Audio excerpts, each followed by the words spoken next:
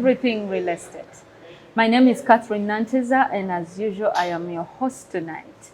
With me, I have very knowledgeable guests from a field we've all been looking for.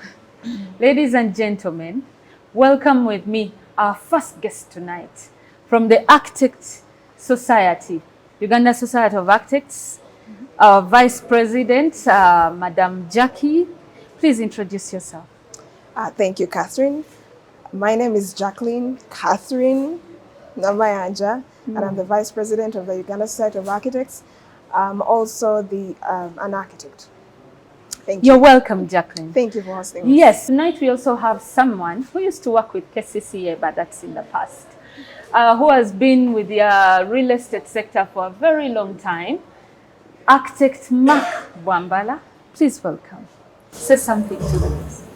Thank you, Catherine, and good evening, viewers. My name is Mark Bwambale. I'm also an architect by profession and a member of the Uganda Society of Architects. I'm sure you're all wondering, what's the topic tonight? This time we are talking architecture. Everything to do with architecture. I hope we can be able to exhaust it. That's a very big mountain.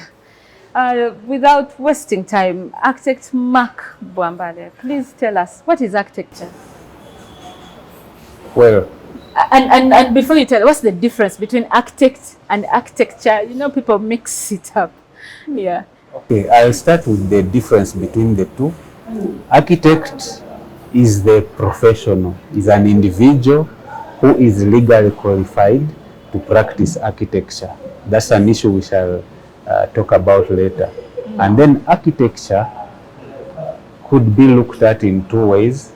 It could be the product, what this architect has done can be called architecture, but architecture, I will use now the more formal definitions. It is defined maybe according to the Britannica Encyclopedia. It is the art and technique of designing and constructing buildings. In other circles, it's called the art and science of building. Okay. So it is both an art and a science. Yes, we always feel proud to say we are the only profession that is both art and science at the same time. If you were drawing a Venn diagram, you remember the Venn diagrams in school? Yeah. So you would have science and then you'd have art and the intersection right there. Thank you so much. So who is called an architect, or when does one get to be called an architect? Okay, thank you for the question. In every country, there are different occupations. I can be a trader, I can be a builder, I can be anything. But there are those occupations which are also called professions. And there are laws that establish the minimum standard for you to enter that profession. Okay. So you will hear of the Engineers Registration Act, Surveyors Registration Act, Architects Registration Act. So a body is set up which checks your qualifications and enters you onto a register. So in Uganda, to be an architect, you must be registered with the Architects Registration Board onto a register of architects.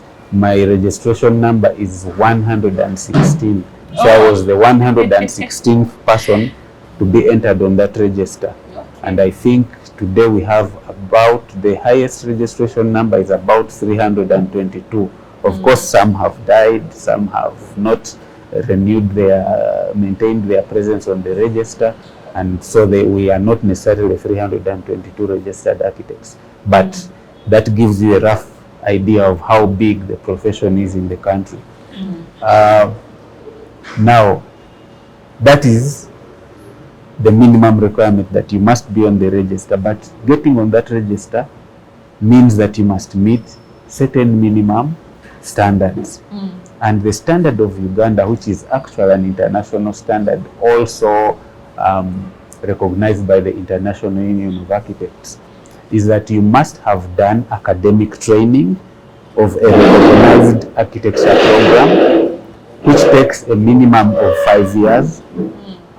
And after the 5 years, after graduation, you must have practiced under a registered practitioner. That's now some kind of internship. The way you hear like medics going for internship or lawyers going to LDC. So for us, our LDC or our internship is that you must work under the supervision of a practicing architect.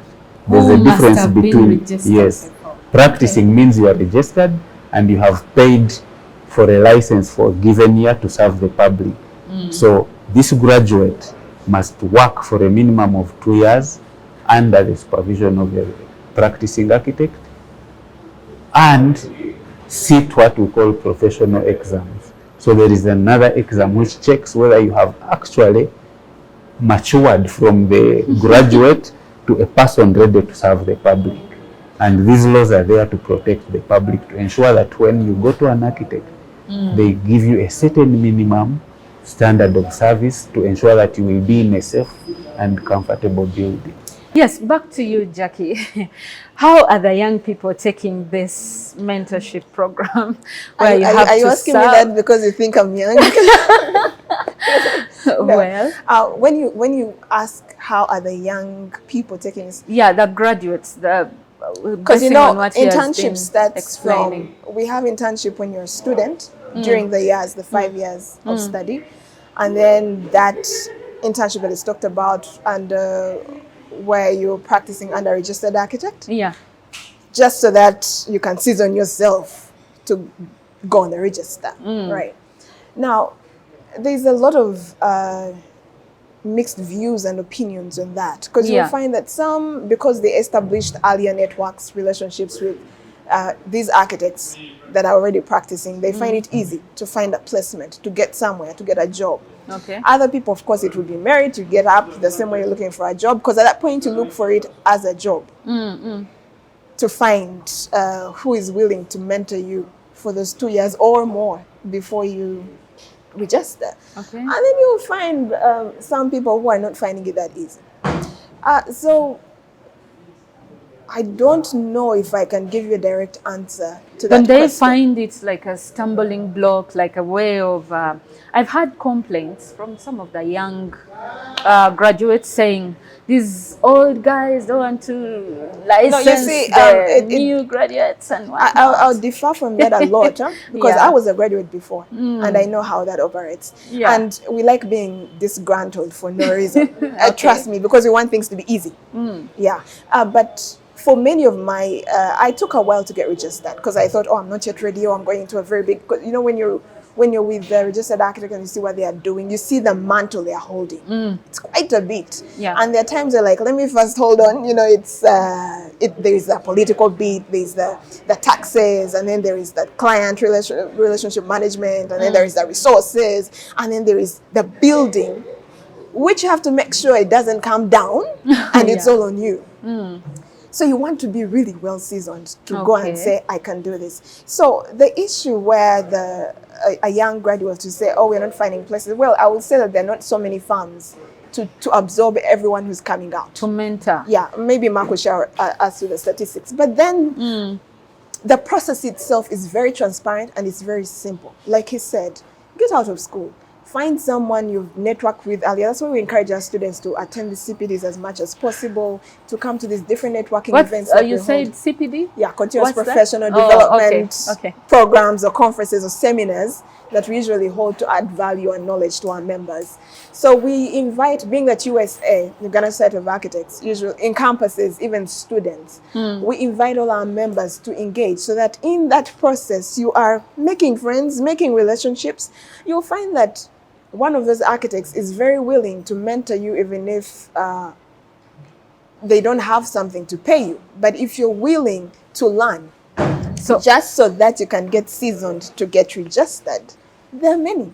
So the problem is working without pay, part of it, probably. Some of it, yes. But you and realize also our the economy, pressure of performance. pressure of performance. The economy is not very friendly to quite a number of firms. Okay. This is just the fact, the truth. There are some who are doing well, but not everyone is doing well. You know, architecture and any other design profession, there are times when you take a while and you're in a dry season, and then there are those who have been well laid out.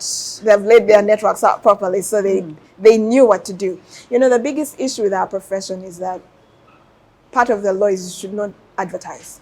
Oh, Yes. okay.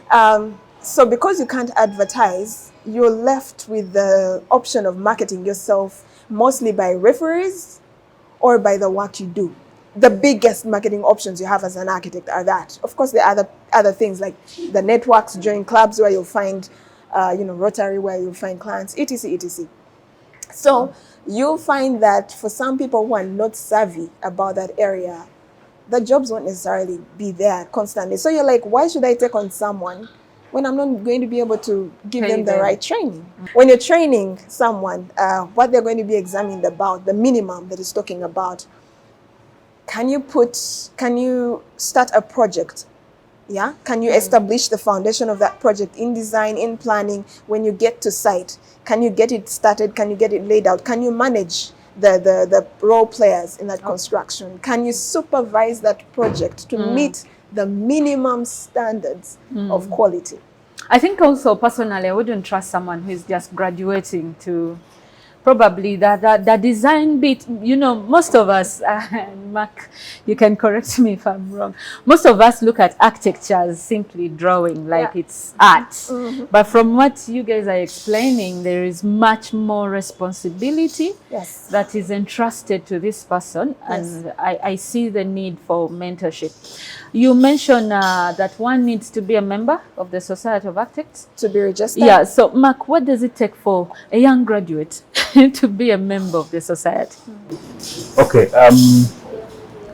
The law, I'll just talk about the act a bit. The act recognizes the Uganda Society of Architects as a channel through which a person can access registration. We have different categories of membership, like Jackie mentioned. We have student members, we have graduate members. Now I'm talking about the line that goes into registration. Student members, graduate members, and corporate members. Now, for the graduate, you need to first become a graduate member. When you become a graduate member, they will orient you into what the process of internship is. Maybe Jackie mentioned internship for students and internship for graduates. In our time, we used to differentiate them by calling the one for students industrial training, so that it's not confused with the one. Okay, I remember that word. Where did it disappear? These days people like good looking, the fancy words. You feel like you're already there when you are actually. But it's a good way of encouraging people to aspire. Anyway, what I was saying is that when you are a graduate from a recognized program, that program must be recognized by the board, the Architects Registration Board, as sufficient guarantee of your academic competence. And the National Council of Higher Education will also have accredited that program. So when you come out of that program, you will apply to the society to join as a graduate member, and they will give you a logbook, which also it's a logbook from the board and recognized by the whole of the East African community as the one that, first of all, outlines what you are supposed to learn, and you actually document. So you get that logbook for a minimum of 2 years. Where you record what you have been engaged in while working under a registered architect. It does not mean that if you are not yet employed, you will not become a graduate member. All you need is the qualification, and then you can now find your way around in the market. If I could just we are taking a short break, but we are coming back. And when we come back, I want to know, where does an architect fit into the real estate chain?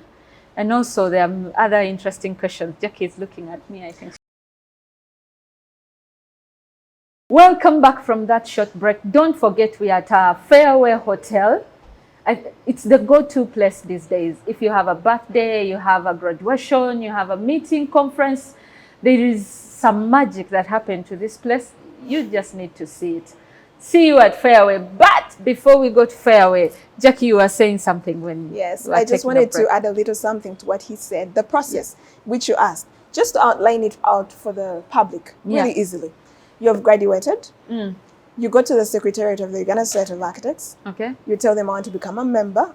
I'm a graduate now. They give you a form. On that form, you have to get 2 registered architects to back you up. Oh, You submit, yeah. you really want them. The vice president, so To register that, but there is a reason. You see, Yeah. there is a reason why many of these, we found these systems there, but when you sit down and dissect them, there are so many reasons behind that. Okay. So you get two registered architects to back you up. You also attach your qualifications, like you said, the transcript, the what? There's like a CV sort of thing. They're very simple documents, and a small fee to cater for the constitution and the membership subscription fee as a graduate. Okay. And finally, that is if you just want to be a graduate member for that time. If you're looking towards registering soon, then that's when you can engage in getting a logbook where you can start filling it in for the 2 years. So it's very simple to become a graduate You member. make it look simple. It's very simple. Trust me, No. it's a paper and you attach your Okay. qualifications. I've seen many people construct, and in the city, it looks like everyone is following all the rules. But I'm wondering, is everyone using an architect? Do we need an architect Are you to asking start me? with? Both of you. Okay. Can I take it on first? I'll give you my opinion. Okay. Yes, you need an architect. What an architect does really is we are trained to visualize and execute your vision. Your vision is, this is what I want, this is what I need, and then we come and like, oh, did you know that you also needed this and wanted this and it needs to be done that way? We have the training to actually bring it from your mind, capture it, and then execute. By execute, I mean do the necessary studies, analysis, planning, construction, etc. to finally bring it to fruition. Okay. Many people don't really understand what we do. An architect can actually cut down on the stress you get when you're building. Do you know that building is very stressful? It is. That some people even get divorces because It is. It is because- very stressful. Yes. Like counting all the cement bricks and they even before you reach there, the whole drawing of I see this house, but how do I put it on paper? Exactly. So Yeah. that vision, the architect will cut down on the stress. She will guide you Okay. through that process. She will show you and indicate you the right professionals or probably even put your team together for you, because they will guide that team on how to bring what has finally been approved as your vision or your dream and make sure that it is built as it should be. Now, in supervision, the architect really helps with things like cost, the cost maintenances, how are the teams running, how is the efficiency of the team, be it the contractor, be it the other professionals on board, how are things coming together. Okay. So there is a lot of things architects do, and that process that I've broken down. But do they use architects in Uganda? I would say yes and no. Yes, there are people who are exposed to this and already know that architects exist, and they would look for an architect, especially people who have traveled, people who have had, people who know of the profession.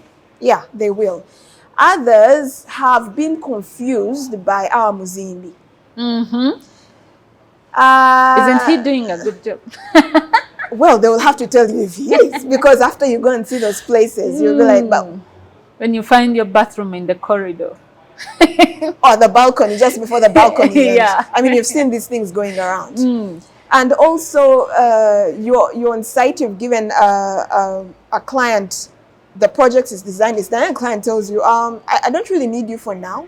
Only to realize later, oh, you see, the Muzimbi told me I don't need to do this because you can easily do this. But I designed that for a reason. There are Thank you things so I looked much. into. I'm tempted to bring in Mark there. Where is the challenge?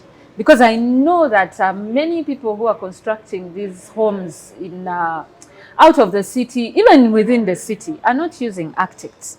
Where is the challenge? What's the problem? Is it that architects are not advertising themselves? Oh, you're not supposed to advertise. How do we help? Like, that's an interesting question.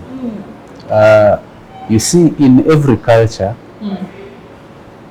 you have what you call traditional kind of construction, and then there are the what I would call modern kind of construction. And you see, building is part and parcel of the culture.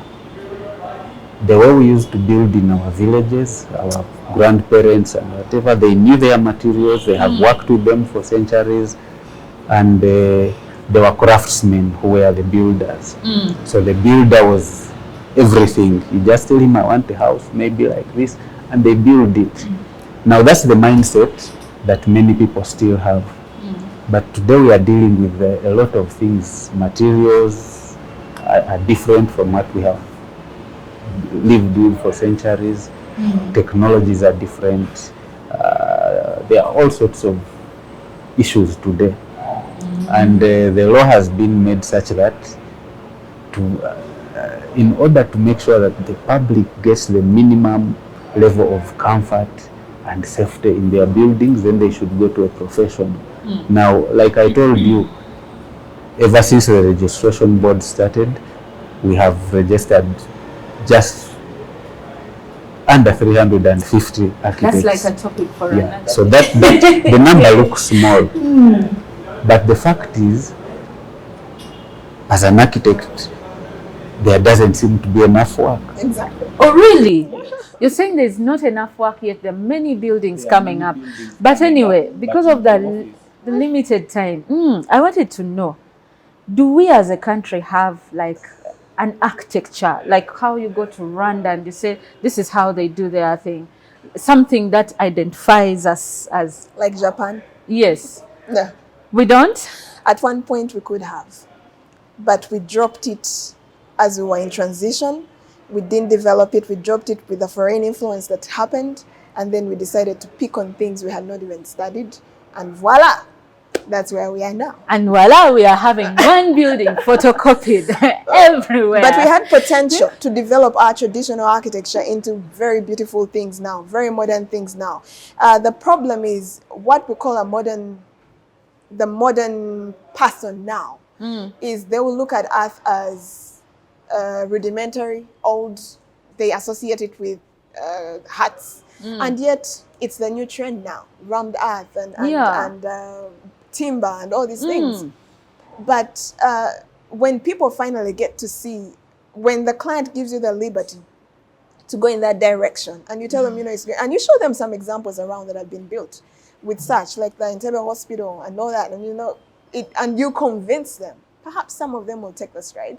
And we can then use also our researching people, the researchers, academia, to get into looking at that gap where that happened, where we dropped what we had, because those houses were cool and they were sustainable, they were eco, developing it from that stage to what we call neo and probably even neo-futurism. And then, I'm sure you have something to say about that. I want you to tell me, why do we have similar buildings from one street to another? It's like we keep photocopying.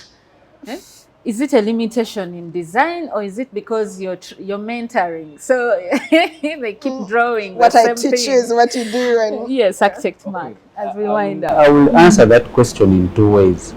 The first way is the fact that a lot of the work is not being done by professionals, like I was alluding to in the previous question.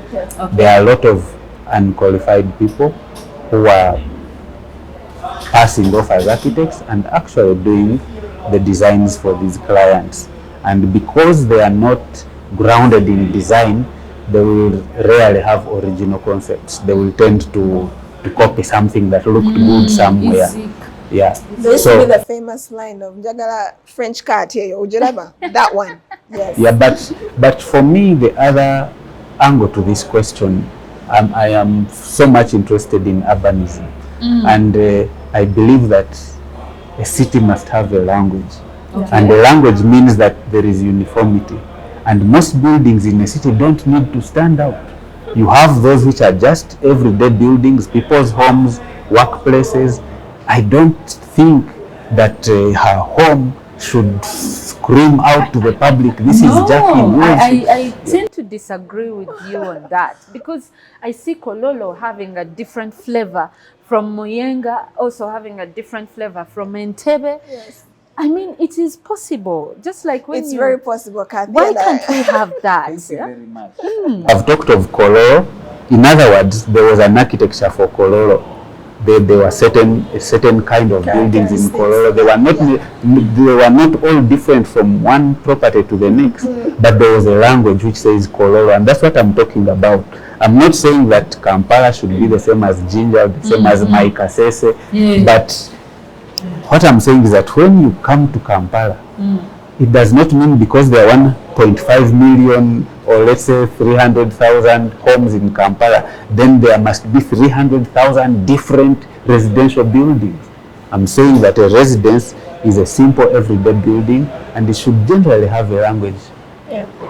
If you choose that you are doing it in the traditional style, there will probably be a street of traditional style residences, and that will be the character of that place. So depending on what you mean, I think what you is that people are copying things that are not necessarily nice, and then our streets are chaotic. You go to other cities and you're taking pictures on every building. You come here in Kampala, one picture is enough. Unfortunately, I still want this conversation. I think you would agree with me that we haven't yet begun. Yes. So we need to continue with this. We will be coming back in another episode, starting from where we've stopped. In terms of design, in terms of materials, like, do we have to do the same things? Do we have to continue using paint, which is we are failing to maintain? I mean, and there are more affordable, cost-effective construction technologies that we can adopt. So, ladies and gentlemen, it really hurts that the time is spent and we had just begun, but we will be back with the same set, continue this conversation. I have to go, I have to end it right here, but we will be back, I promise, to continue this, because I still want to see buildings in Kampala where I can take a selfie, one after another. Right. So from the host and from our guests tonight, see you next time. Bye-bye.